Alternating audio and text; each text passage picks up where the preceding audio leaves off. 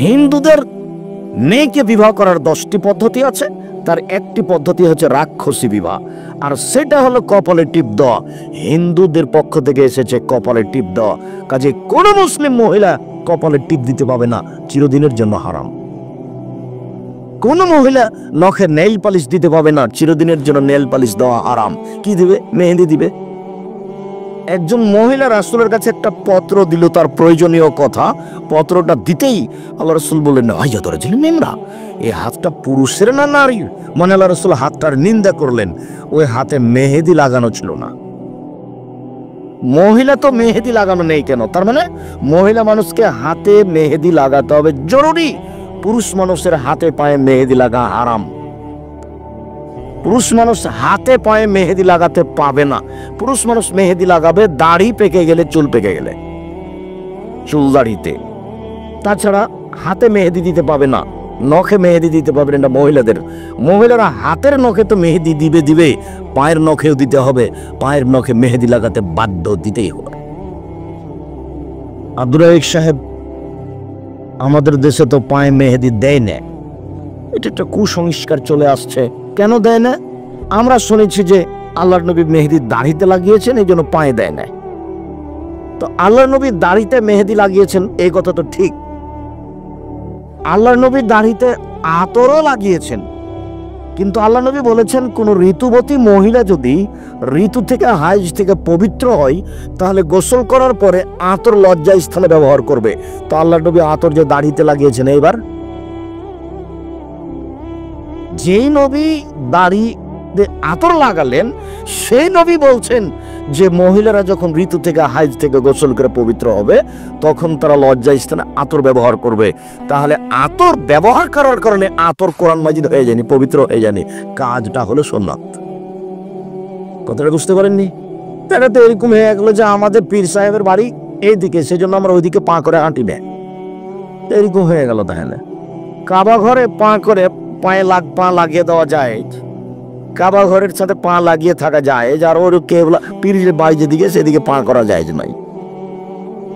মানে ধর্ম নিচে নামতে নামতে নামতে মানুষের কাছে আর ধর্ম বলে কোনো জিনিস নাই, ওর বিবেক যেমন নষ্ট হয়ে গেছে, ধর্ম তেমন নষ্ট হয়ে গেছে। মহিলারা হাতে এবং পায়ে মেহেদি লাগাতে বাধ্য, জরুরি। আয়েশাকে সুন্দরী করেও সাজানো হলো। পুরুষের জন্য ওই সব জিনিস চলবে যা দেখতে পাওয়া যায় না, গন্ধ পাওয়া যায়। পুরুষের জন্য ওই সব জিনিস চলবে যা দেখতে পাওয়া যায় না, গন্ধ পাওয়া যায়। আর মহিলাদের জন্য ওই সব জিনিস জরুরি যা দেখতে পাওয়া যায়, গন্ধ পাওয়া যায় না, যা দেখতে পাওয়া যায়, গন্ধ পাওয়া যায় না। তাহলে যেসবগুলো হাটে বাজারের জিনিস আছে সৌন্দর্য অর্জন, আসকারা মাস্কারা, আইলা মাইলা যা আছে সব, কিন্তু আপনার ওই নেইল পালিশ এখনই না করলাম। আর আরেকটা জিনিস আছে যে ওরা সৌন্দর্য সাজার জন্য ওই ভুরু তুলতে পাবে না, ভুরু প্লাক করা হারাম, এটা তোলা হারাম, আল্লাহ রাসূল নাকচ করেছে। দাঁতকে ছিলে চিকন করা হারাম, উঁচু স্যান্ডেল পরে নিজেকে লম্বা মেয়ে দেখানো হারাম, ব্রেসিয়ার পরে নিজেকে কম বয়সের মেয়ে দেখানো হারাম। সে নিজের সুবিধার জন্য ব্রেসিয়ার পরবে, সেটা ভিন্ন কথা, কিন্তু প্রতারণামূলক পরবে সেটা নিষেধ। যেসব জিনিস তার মুখে হাতে লাগালে তার রূপ চেহারা বাড়বে, তা ব্যবহার করতে পারে, কোনো সমস্যা নেই। উল্লেখ্য যে বিউটি পার্লারে কোনো মহিলা ঢুকতে পাবে না, ওখানে ওই মহিলার সামনে মাথায় কাপড় ফেলে মাথার চুল সাজ করবে আর সাজগোজ করবে, এটা হারাম। কোন মহিলার সামনে এভাবে নিজের শরীর থেকে কাপড় সরিয়ে, মাথা থেকে কাপড় সরিয়ে সাজগোজ করবে, এটা হারাম, কোনো মহিলার সামনে পারে না। অতএব বিউটি পার্লারে কোনো মহিলা ঢুকতে পাবে না। বিউটি পার্লারে মহিলাদের জন্য ঢোকা চিরদিনের জন্য হারাম। হ্যাঁ, বিউটি পার্লারে মা আছে, কেউ নেই, বুঝা গেল না? তখন কি না জায়েজ? না, তা নয়। আব্দুর রাহিক সাহেব বলেছেন যে মহিলাদেরকে সালোয়ার কামিজ, মেক্সি চাদর পরতে হবে, শাড়ি নয়। শাড়ি যদি পরে তাহলে 2 ছাঁটের ব্লাউজ পরতে হবে। 2 ছাঁটের ব্লাউজ মানে যার হাত আছে কবজি পর্যন্ত, নিচের দিক কোমরের নিচে চলে যাবে, 1 থেকে 1.5 গজ কাপড়ের ব্লাউজ বানাতে হবে। তো আমি একথা বলেছি, কথা ঠিক, তো আমি কি বলেছি যে আপনার স্ত্রীর ছোট ব্লাউজ পরা নিষেধ? তা আমি বলিনি। আমি বলেছি যেখানে তার দেবর ভাসুর আছে, গ্রামবাসী যায়, সেখানে ছোট ব্লাউজ হারাম। যেখানে তার দেবর নেই, ভাসুর নেই, গ্রামবাসী নেই, সেখানে ছোট ব্লাউজ কেন? ব্রেসিয়ার পরে থাক। ব্রেসিয়ার কেন? এমনিতেই থাক না, কাপড় ছাড়া। সেটা তার পারিবারিক ব্যাপার। আপনার পরিবারের সাথে আমি কোনো হস্তক্ষেপ করতে আসিনি। আপনি আপনার মতো থাকেন।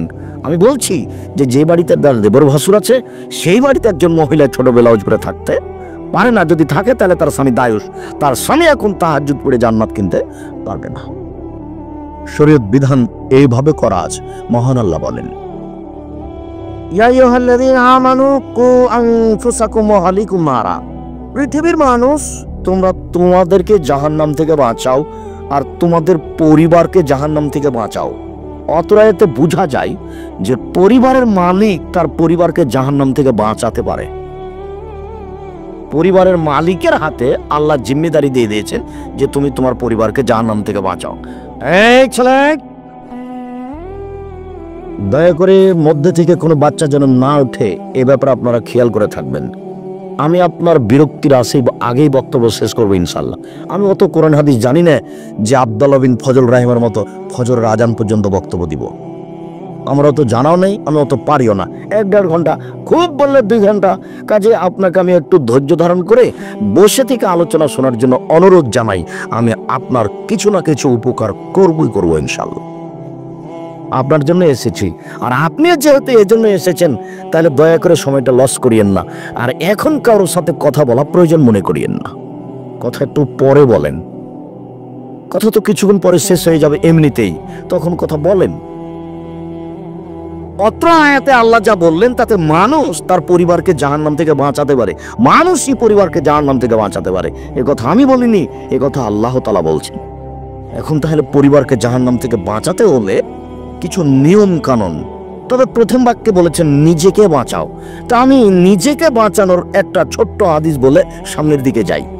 রাসূল সাল্লাল্লাহু আলাইহি সাল্লামকে জিজ্ঞাসা করা হলো, আল্লাহর নবী, মান নাজাত, জাহান্নাম থেকে বাঁচার পথ কি? কিভাবে জাহান্নাম থেকে আমরা বাঁচতে পারি? তখন আল্লাহ রাসূল 3টা কথা বললেন। এই 3টা আপনি পালন করেন, তাহলে আপনি নিজেকে বাঁচাতে পারবেন। পরের বাক্যে আপনার পরিবার। 1, আলজাম লিসানাক, মুখ বন্ধ রাখা। জরুরি প্রয়োজন ছাড়া মুখ খুলবেন না। ভালো কথা ছাড়া মুখ খুলবেন না। নির্বাচন করতে গিয়ে তো মানুষের বদনাম করে জীবনটাকে ধ্বংস করেছে। আর বদনাম ছাড়া চলেও না, যেহেতু তার প্রতিপক্ষ আছে একজন সবসময়। তখন আপনাকে কিছু না কিছু করেই লাগবে, বলতেই হয়। যার জন্য এই পথই যাবেন না। বাপের জমি জায়গা আছে কিছু, আরে কিছু না আছে 10 কাঠা জমি তো আছে, ওখানে বেগুনের চাষ করে খান। এখানে কেন? আসসালামু আলাইকুম জনগণ, আমি যেটা দায়িত্ব নিয়েছিলাম আমার ভুল হয়েছে, আমি গেলাম, আসসালামু আলাইকুম, আপনারা কি করবেন করেন। তার মানে হকের উপরে টিকে থেকে বাপের জমিদারি নষ্ট করে দায়িত্ব পালন করে পরকাল হারাতে রাজি নই। কি দরকার? আর দল পার্টি যখন তখন আরেকজনের বিরুদ্ধে 2 কথা না বললে চলে না। এবার বাধ্য বলতে, চাঁপাইনবাবগঞ্জের ভাষা তো কেন ওর বাপকে বলতে হবে, মানে টিকে থাকে কঠিন, স্বাভাবিক ব্যাপার। সম্মানিত দিনী ভাই বোন, জাহান্নাম থেকে বেঁচে যাবেন 3টা কাজ করলে। 1, মুখ বন্ধ রাখেন, ভালো ছড়া মুখে বলবেন না, খুব শক্ত হয়ে থাকবেন। 2, অলিয়া সবাই তো জরুরি প্রয়োজন ছাড়া বাড়ির বাইরে যাবেন না। দোকানে কিছু জিনিস কিনতে গেছেন, 1 কেজি লবণ আর 100 মরিচ, এইটুকু নেওয়ার পরে 1 মিনিট দোকানে দাঁড়াবেন না। কেন? ওখানে আরো 2 জন বসে আছে, আরেকজনের বদনাম হচ্ছে। ওখানে আপনি কানে দিবেন না। জরুরি প্রয়োজন ছাড়া বাড়ি ত্যাগ করবেন না। পুরুষ মানুষ জরুরি প্রয়োজন ছাড়া বাড়ির বাইরে যেতে পারে না। বলেন তো আপনার বউ কিভাবে বাইরে বাজার করতে যেতে পারে? আপনি কি মরেছেন? আপনার বড় ছেলে কি মরেছে কাপুরুষ? বউ কেন বাজারে? বউ কেন বগুড়া যাচ্ছে? বগুড়া বাজারে তো মহিলাদের ঠেলে ভিতরে ঢোকা যায় না।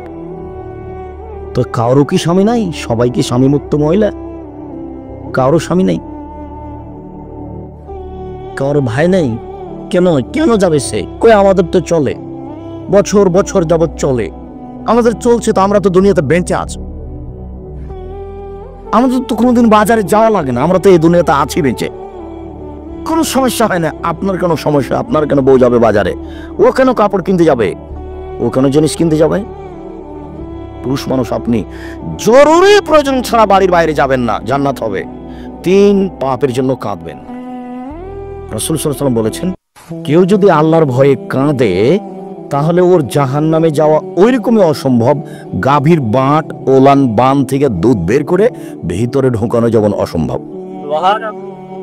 গাভীর বাঁট বান থেকে চাপ দিয়ে দুধ বের করে ভিতরে ঢোকানো যাবে, এইটা যেমন অসম্ভব আল্লাহর ভয়ে কাঁদে যে তার জাহান্নামে যাওয়া তেমনি অসম্ভব।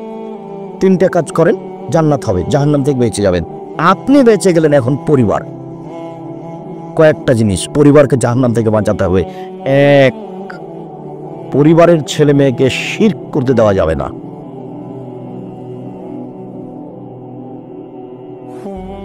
আমি কবি নজরুল ইসলামের মানের হানি করিনি।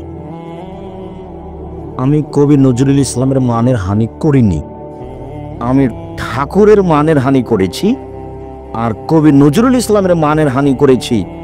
এই জন্য 1000 কোটি টাকার মামলা সুনামগঞ্জ কোর্টে আর 5000 কোটি টাকার মামলা সিলেট কোর্টে। তো আমি নজরুল ইসলামের মানের হানি কি করলাম? আমি বলেছি, নজরুল ইসলাম বলেছেন, মসজিদের পাশে কবর দিও ভাই, কবর থেকে যেন মুয়াজ্জিনের আজান শুনতে পাই। এই গুনাহগার গোর আজাব হতে পাইবে রেহাই। তখন আমি বলেছি, মাওলানা সাহেব, নজরুল ইসলাম সাহেব কোরআন হাদিস জানতেন না, জানলে তিনি এই কথা বলতেন না। মসজিদের পাশে কবর কেন? কাবা ঘরের নিচে ঢুকে দিলে 1 পয়সা লাভ হবে না, কর্মান্বয়ে যে বিচার হবে এ কথাই ঠিক। আমি এই কথা বলাতে নজরুল ইসলামের মানের হানি করেছি বলে আমার বিরুদ্ধে মামলা করা হয়েছে। ঠাকুর তো আপনাকে মানুষও মনে করে না, ঠাকুর আপনাকে পশু মনে করে। যখন আপনি ঢাকা বিশ্ববিদ্যালয় খুলতে গেলেন তখন ঠাকুর বলছে কলকাতা থেকে, বাংলা ভাষা জানে না বেটারা বিশ্ববিদ্যালয় বানাবে। বঙ্গভঙ্গের বিরুদ্ধে আপনাদের নিন্দা করে একটা কবিতা লিখেছিল 25 লাইনের। কলিকাতা প্রেস ক্লাবে পড়েছিল, সর্বপ্রথম এই কবিতা পড়েছিল ভদ্রলোক। জাতি যখন বিপদে ঠাকুর তখন বিলাতে, জাতি যখন বিপদে ঠাকুর তখন বিলাতে। 25 লাইনের কবিতা বলেছিল। যতবার বলছে ওমা তোমার আকাশ তোমার বাতাস, ততবার বলছে ও কালিমা তোমার আকাশ তোমার বাতাস। কোনোদিন পড়ে দেখেছেন? কোনোদিন বিবেচনা করেছেন? তখন আমি বলেছি তোর বাপের আকাশ। কিন্তু বুঝতে পারলাম না আমি নাকি ঠাকুরের নিন্দা করলাম, তাই মামলা করলো। জি না, ভুল হিসাব, আমি তা করিনি। আমি নিন্দা করব কেন? আমি বলেছি শরীয়ত এরকম নয়। ছেলে মেয়েকে শিরক থেকে বাঁচাতে হবে। জাহান্নাম থেকে বাঁচালে 1 নম্বর বাপের প্রয়োজন, ছেলে মেয়েকে শিরক থেকে বাঁচানো। লোকমান হাকিম বলছেন, বুনাইয়া, ও আমার আদরের ছেলে, লা তুশরিক বিল্লাহ, আব্বু আল্লাহর সাথে শিরক করো না। ইন্না শিরকা লাযুলমুন আযীম, শিরক হচ্ছে সবচেয়ে বড় পাপ। পাপের জগতে সবচেয়ে বড় পাপ হলো ছেলে মেয়েকে মুক্ত করতে হবে। পরিবারকে যেতে দিতে হবে না কবরের কাছে। কবরের কাছে কিছু পাওয়া যাবে না। কবর থেকে কোনো জিনিস কাউকে ছেলে দিতে পারে না। কবরের কাছে মানত মারা যায় না। মহাস্থান কবরে গরু জবাই করা যায় না, ছাগলগুলোকে দেওয়া যায় না, সেখানে মানত মারা যায় না। যারা মেনেছে মানবে তারা মুসলমান নয়, তারা খারেজ হয়ে গেছে ইসলাম থেকে, তাদের জান্নাতের কোনো পথ নেই। বিচারের মাঠে আল্লাহ তাআলা আদম সন্তানকে সামনে বলবেন, বিচারের মাঠে আল্লাহ উপস্থিত হবেন। যখন আদমের ছেলে মেয়ে উপস্থিত হবে তখন আল্লাহ বলবেন, ইবনে আদম লা আতাইতানি বিকুরাবির জাকাতায়া সুম্মা লাকিতানি লা তুশরিক শাইআ লা আতাইতুকা বিকুরাবিয়া মাগফিরা। এ আদমের ছেলে মেয়ে শোনো, আজকে যদি তোমরা আকাশ জমিন পরিমাণ পাপ নিয়ে উপস্থিত হয়ে থাকো, তোমাদের পাপ আর পাপ, আকাশ জমিন একবারে পরিপূর্ণ হয়ে আছে পাপে, আমি তোমাদের এই পরিমাণ ক্ষমা নিয়ে উপস্থিত হয়েছি যদি শিরক না থাকে।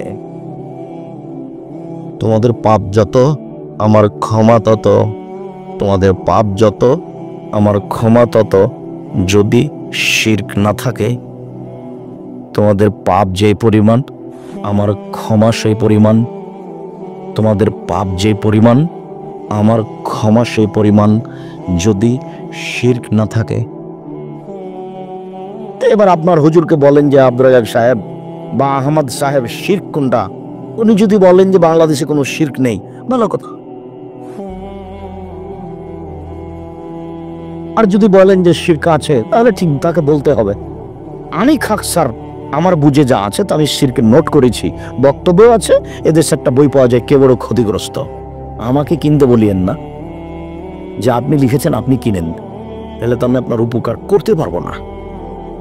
কে বড় লাভবান বইটা লিখেছি জঙ্গিদের বিরুদ্ধে 2005 সালে, যেদিন সরকার স্বপ্ন দেখেনি জঙ্গি, সেদিন আমি কলমে লিখেছি এদেশের মাটিতে জঙ্গি বিরোধী বক্তব্য আমার চেয়ে কারো কঠোর কঠিন আছে তা আমার জানা নেই।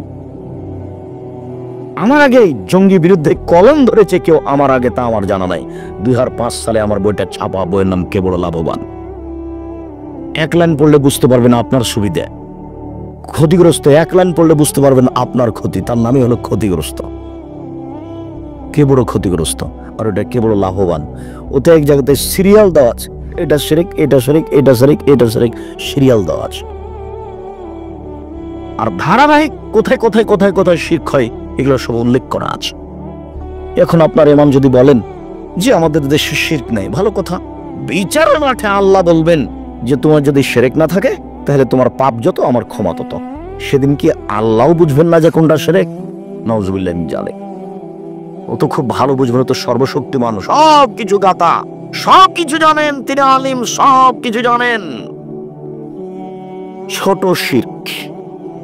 আমি কথা বলছি, টিকটিকি টিকটিক করে উঠলো, আপনি বললেন হ্যাঁ আপনি ঠিক বলেছেন, ও যে টিকটিকি বললো, তা আমি ঠিক বলেছি কি না এটা আল্লাহ ভালো জানেন। তো টিকটিকি কিভাবে জানলো? আল্লাহর সাথে কাউকে সমান করে দেওয়ার নাম হলো শিরক।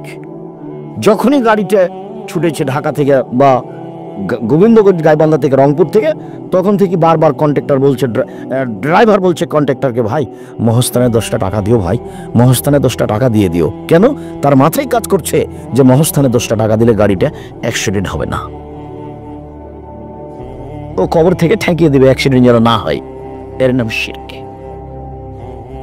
অ্যাক্সিডেন্ট ঠেকাতে পারে কে? আল্লাহ। ড্রাইভারের ধারণাই যে ওই কবরে যে আছে সেও পারে। নাউজুবিল্লাহ মিন যালিক। তার নাম শিরক। ছেলে মেয়েকে, আহাল পরিবারকে জাহান্নাম থেকে বাঁচাতে হলে বাপ স্বামী 1 নম্বর কাজ কি করবে বলেন তো? শিরক থেকে ছেলে মেয়েকে বাঁচাবে। তো বাপই তো শিরক বুঝে না, বাপকে শিরক বুঝার জন্য আজকে অনুরোধ জানাচ্ছি, যাওয়ার সময় যদি একটা বই থাকে কে বড় ক্ষতিগ্রস্ত, নিজে যদি পড়তে না পারেন তাহলে ছেলেকে বলবেন আবু পড়ো তো, কোথায় শিরক আছে না একটু অবগত হই। দেখে দেখে দেখে দেখে শিরক ছেড়ে দিবেন, ছেলে মেয়েকে ছাড়াতে বাধ্য করবেন। এদেশের জন্মগতি হচ্ছে শিরকের ওপরে, এদেশের জন্ম স্বভাবই খারাপ। আপনাকে আমি বলিনি যে সৌদি আরবের একটা বাচ্চা, খুব দুষ্ট বাচ্চা, সাইকেলে চড়ে যাচ্ছে, যেতে যেতে একটা ইঁটে ধাক্কা খেয়ে উল্টে পড়ে গেছে। তখন ছেলেটা ছাল চামড়া উঠে গেছে, লাফ দিয়ে উঠে বলছে তাওয়াক্কালতু আলাল্লাহ, আমি আল্লাহর উপরে ভরসা করি। আর বগুড়া বাংলাদেশের একটা খুব দুষ্ট ছিল শয়তান, ও যাতে সাইকেলে চড়ে খুব জোরে যাচ্ছে, যেতে যেতে একটা ইঁটে ধাক্কা খেয়ে উল্টে পড়ে গেছে, ছাল চামড়া উঠে গেছে, ও লাফ দিয়ে উঠে বলছে অমুকের বাচ্চা অমুক ইট রেখেছে। বুঝতে পারলেন না মনে হয়? ও ছেলে বলছে পড়ে গিয়ে, ও কিন্তু কেউ ইট রেখেছে তার দোষ উল্লেখ করেনি। ওই ছেলেটা বলতো তাওয়াক্কালতু আলাল্লাহ, পড়ে গেছি তাতে কি হবে, আমি আল্লাহর উপরে ভরসা রাখি। আর এই ছেলেটা বলছে অমুকের বাচ্চা অমুক ইট রেখেছে। এ তাওয়াক্কালতু আলাল্লাহ, আল্লাহর উপরে ভরসা রাখি আমি, এই কথাই জানে না। ওর জন্মসূত্রই এরকম নয়, মাও জানে না, বাপও জানে না, এমনিতে চলছে। ওর বাপ বিবাহ দিয়েছে ছেলের, তাই বউয়ের কাছে গেছে, তাই বাচ্চা হয়ে গেছে, এই জন্য বাপ। ও কিভাবে বাপ হয় সেটা তার জানা নাই, কিভাবে মা হয় তার জানা নাই। একটু আমি ভুলে যেতে পারি। এখানেই দুটা কথা বলে যাচ্ছি, একটা মাকে আর একটা বাপকে। এক, বাপ মান কানাত লাহু ওয়ালাদা মান ওয়ালাদা লাহু ওয়ালাদান, কারো যদি ছেলে মেয়ে জন্ম নেই, ফাল ইহসান ইসমাহু, সেজন্য তার সুন্দর নাম রাখে। বাপ যেন ছেলে মেয়ের একটা সুন্দর নাম রাখে। তো তার ছেলেটার নাম লিটন, লিটন বলে ডাকছে বাপ। বাপেরও স্বভাব ভালো নয়, মায়েরও নয়। তার আবার বলছে যে ভালো নাম আর একটা আছে, ডাকে খারাপ নাম বলে, আর ভালো নাম আর একটা আছে। তার মানে গতি স্বভাবই উল্টা। সুন্দর নাম রাখতে হবে, ও আদাবাহু, সুন্দর শিষ্টাচার দিতে হবে। শিষ্টাচার তো বাপ মায়ের জানা নাই। শিষ্টাচার কাকে বলে একটু পরে আমরা আসছি। এই যে বালাগা, ছেলে মেয়ে যখন বড় হয়ে যাবে, ফলে ইজবে জহ বাপ তার বিবাহ দিয়ে দিবে।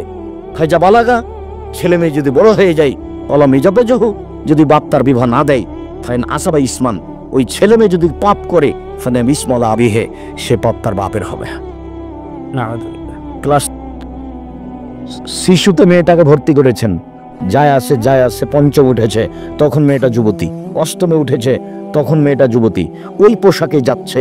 এখন যত মানুষ দেখছে, সমস্ত মানুষের যত পাপ হচ্ছে, তত পাপ আপনার মেয়ের হচ্ছে, ওই পরিমাণ পাপ আপনার হচ্ছে, সমান সমান। এক পাপ 3 ভাগে বিভক্ত, যে দেখেছে সেই, আর মেয়েটা আর মেয়ের বাপ, কারোটা কম হবে না। এবার আপনার মেয়ে আজিল হক কলেজে পড়ছে, ভালো, ও আবার গেছে এতে চিল্লে গেছে লন্ডন, মেয়ে এখানে পড়ছে। ধর্ম পাগল মনে হচ্ছে এদের কাছে। কি করে হয় এটা? হয় কি করে? এটা চলে কিভাবে? আল্লাহ ভালো জানে। উপস্থিত বৈঠকের দিনই মুসলিম বোন শোনেন, আপনাকে বলছে, হ্যাঁ ম্যাঁ কথা বলছো কেন? তোমার মাথায় কাপড় নেই কেন? স্মরণ করো না তুমি? ইতস্তবোধ করো না? লজ্জাবোধ করো না? এটা দিনই বৈঠকে এসেছে, তোমার মাথায় কাপড় নেই কেন? উপস্থিত বৈঠকের মুসলিম বোন এদিকে শোনেন, এদিকে খেয়াল করেন। আপনার গল্প শুনতে আসেনি, শুধু আপনাকে বলছি খাস করে এই কথাটা। আগেরটা বললাম আপনার স্বামীকে। আপনার স্বামীর উচিত ছিল জন্মের 7ম দিনে আকিকা দিয়ে নাম রাখা। 7 দিনের দিনই আকিকা হতে হবে। 7 দিনের আগে বাচ্চা মারা গেলে আকিকা দিতে হবে না। 7 দিন পার হয়ে গেলে আকিকা দিতে হবে না। আকিকার গোশত বাপ মাই খাবে, অন্যরাকে দেওয়া যায়। আকিকার পশুর কোনো শর্ত নেই, শিষ্টাচার দিতে হবে বাপকে। বাপকেই বলে দিতে হবে, আব্বু আব্বু বাড়িতে যখন ঢুকবা তখন সালাম দিয়ে ঢুকবা, আব্বু এটা শিষ্টাচার, সালাম দিয়ে ঢুকবা। সালাম দিয়ে ঢুকনি? আর বেটা আমাদের গাভীটা যখন আমরা গোহালে নিয়ে যাই, তখন তো সালাম দেয় না, ও যে গরু, ওকেও সালাম দিবে, তো তুমিও দেওনি, তো তুমিও কি গরু? বুঝিও বুঝে না, ওরা অন্তর আছে, বুঝে না। দেখেও দেখে না, ওরা চক্ষু আছে, দেখে না। শোনেও শোনে না, ওরা কান আছে, শোনে না। উলায়েকা কালানাম, তারা পশু প্রাণীর মতো, তারা গরু ছাগলের মতো, তারা কুকুর শ্রীগেলের মতো, বাল হওয়া জাল বরং তার চেয়ে খারাপ। গরু ছাগল যখন গোহালে যায় তখন সালাম দিতে পারে না, ও সালাম দেওয়ার বস্তু নয়। কিন্তু আপনি দিবেন, আপনিও দিলেন না। আল্লাহ এখন বলছেন, তুমি কি গরু ছাগলের মতো হয়ে গেছো? তুমি গেলে না কেন? পরের বাক্যে যে আল্লাহ বলছেন যে কুকুর শ্রীগেলের ছাই খারাপ, এইটাকে, এটা তোমার বাপ। আপনারা সাহেব, আপনাকে অনেক সম্মান করি, আমার বাপ কুকুর শ্রীগেলের চেয়ে খারাপ এই কথা বলছেন কেন? আপনাকে খুব ভালোবেসে নিয়ে এসেছি, কথা একটু বিবেচনা করে বলেন, নাইলে আমরা খুব কষ্ট পাবো। আমার বাপ কুকুর শ্রীগেলের চেয়ে খারাপ এই কথা বলছেন কেন? আমি তোমার আব্বাকে কুকুর শ্রীগেলের চেয়ে খারাপ বলিনি, তবে তোমার দাদা মরা 10 বছর হলো। এটা বগুড়া নয়? হ্যাঁ, বগুড়ার স্বভাব আমার খুব ভালো জানা আছে। তোমার দাদা মরা 10 বছর হলো, তোমার দাদার জমি জায়গা তোমার বাপ সকালে পাবে আর তোমার ফুফু বিকেলে পাবে, এরকম না একসাথে? একসাথে তো 10 বছর থেকে তোমার বাপ জমি খাচ্ছে, কই তোমার ফুফুকে তো দেয়নি। তোমার বাপ যদি কুকুর শ্রীগেলের চেয়ে খারাপ না হয়, তাহলে খারাপ কে? তুমি আজকে তোমার বাপকে বলে দিও, আব্বা ভাগ্য ছাড়া দুনিয়াতে আসেনি, ভাগ্য নিয়ে এসেছি আব্বা। ভাগ্যে যদি জমিদারি থাকে, জমিদারি করেই খাবো। ভাগ্যে যদি ভিক্ষা করা থাকে, ভিক্ষা করেই খাবো, কুকুর জমি খাবো না। এই কথা তোমার বাপকে বলিও, সন্ধ্যা হতে তোমার ফুফুকে যেন তোমার বাপ জমি ভাগ করে দেয়। দিতেই হবে, তোমার বাপ দিতে বাধ্য। তোমার বাপের বিচারের মাঠে দেরিতে হবে। যে জাকাত ওসর দেয়নি, ধানের ওসর দেয়নি, টাকার জাকাত দেয়নি, সেও জালেম, তোমার বাপও জালেম। তো ওসর দিল না তো জালেম কিভাবে? ও ফকিরের টাকা মেরে খেয়েছে জন্য। ওসর যদি কেউ খেয়ে নেয়, না দেয়, তাহলে ধানের ওসর তাহলে কার ধানটা মেরে খেলো? ফকিরের। ও তো ধানটা তো ওর নয়, ওই ধানটা কার? ওটা ফকিরের। এটা তোমার বাপ মেরে খেলো, তোমার বাপের বিচার দেরিতে হবে, জালেমের বিচার দেরিতে হবে, তোমার বাপেরও বিচার দেরিতে হবে। তোমার বাপ তোমার ফুফুর জমি মেরে খেয়েছে, আর দেরিতে বিচার মানে বুঝো? বিচারের মাঠে ভালো মানুষের বিচারের সময়সীমা হলো ফরজ সালাতের সমান। ধরে নাও মাগরিব সালাতের 3 রাকাত সালাত, 3 রাকাত তা আদায় করতে কতক্ষণ লাগবে? 5-7 মিনিট। জোহরের 4 রাকাত সালাত কত সময় লাগবে? 5-10 মিনিট। তাহলে বিচারের মাঠে ভালো মানুষের বিচারের সময়সীমা হলো 5 মিনিট, 7 মিনিট, 10 মিনিট। এক ওয়াক্ত সালাত আদায় করার সমান। আবার আল্লাহ নবী বলেছেন যে যার বিচার দেরিতে হবে ওর চেয়ে যার বিচার তাড়াতাড়ি হবে ও 500 বছর আগে যাবে। সুবহানাল্লাহ। তো এক যদি বিচার হতে 3 দিন দেরি হয়, তাহলে তোমার বাপকে ঠেকে থাকতে হচ্ছে 1.5 লক্ষ বছর। অথচ বিচারের মাঠে ভালো মানুষের সময়সীমা কত? 5 মিনিট, 5 মিনিট, 7 মিনিট, 10 মিনিট। মানে কথাটা মনে থাকবে তো? ভালো মানুষের বিচারের সময়সীমা কত বলেন তো? এক ওয়াক্ত ফরজ সালাত আদায়ের সমান। আমরা ফরজ সালাতের একটা সময় ধরলাম, এরকম হতে পারে। কথা বুঝতে পেরেছেন তো? আল্লাহর নবী ফরজ বিচারের মাঠের সময়সীমাটা কি দিয়ে বুঝিয়েছেন? ফরজ সালাতের সময় দিয়ে বুঝিয়েছেন। আবার বলেছেন যে গরিব মানুষ 500 বছর আগে চলে যাবে ধনী মানুষের। আবার বলেছেন একদিন সমান 50,000 বছর। আবার বলেছেন জালেমের বিচার দেরিতে হবে। যেমন যে সুদ খেয়েছে তার বিচার দেরিতে হবে। কেন? বিচারের মাঠে একটা রক্তের নদী বানানো হবে, দিয়ে ও লোককে ফেলে দেওয়া হবে, দিয়ে তার মুখের উপরে পাথর মেরে থেকে মারতে থাকা হবে। চলবে চলবে চলবে, তার মানে বিচার তার পরে হবে। চলবে কত দিন দেরি হবে আল্লাহ ভালো জানে। তারপরে বিচার হয় জাহান্নাম না জান্নাত। ও সুদ খেয়েছে সেজন্য বিচার মাঠে এইভাবে। একটা লোক যাকাত দেয়নি, ও তার ধান শস্যকে সব তার কাঁধে তুলে দেওয়া হবে। ও কাঁধে করে নিয়ে ঘুরবে ঘুরবে, কতদিন ঘুরবে। আবার তার ধান টান যা আছে ওকে সাপ বানিয়ে দেওয়া হবে, গলায় তুলে দেওয়া হবে, বারবার দংশন করবে আর চলতে থাকবে। কতদিন দেরি হবে আল্লাহ ভালো জানেন। আবার যদি সেগুলো গরু ছাগল মহিষ হয় তাহলে ওকে ফেলে দিবে, দিয়ে তখন গরু ওকে শিং দিয়ে গুতাতে থাকবে আর পা দিয়ে ডলতে থাকবে। কতদিন চলবে আল্লাহ ভালো জানে। যদি 3 দিন দেরি হয় তোমার বাপের ওসর না দেওয়ার কারণে বিচারের, তাহলে 1.5 লক্ষ বছর দেরি হলো। আর ওইদিকে তোমার বাপ জালেম, তোমার ফুফুর জমি তোমাকে দেয়, তোমার বাপ দেয়নি, তাহলে ও তো কুকুর সিরেদের চেয়ে খারাপ। ওর বিচার কত দেরি হবে আল্লাহ ভালো জানে। তাহাজ্জুদ পড়লেও হবে না। ওইটা ভিন্ন জিনিস, সেটা ভিন্ন জিনিস।